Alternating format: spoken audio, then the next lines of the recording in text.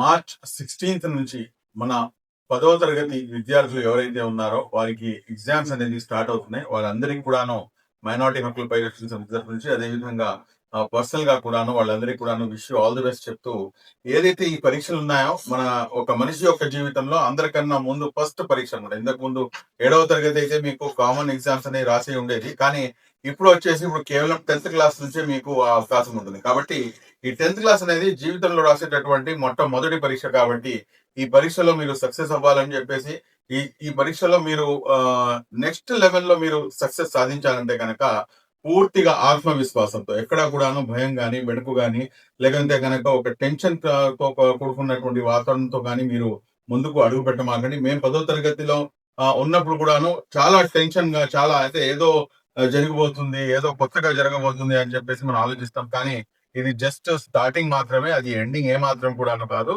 అక్కడ నుంచి మీకు స్టార్ట్ అయినటువంటి జర్నీ మీరు ప్రాపంచికంగా, అదే విధంగా ఆధ్యాత్మికంగా, అదే విధంగా మొత్తం మీ లైఫ్ మొత్తం కూడాను ఇటువంటి సక్సెస్ ని సాధించాలని చెప్పేసి మనస్ఫూర్తిగా ఆకాంక్షిస్తూ మీరందరికీ కూడా మరొకసారి wish you all the best చెప్తూ సెలవు తీసుకున్నాను. Thank you very much. జై హింద్.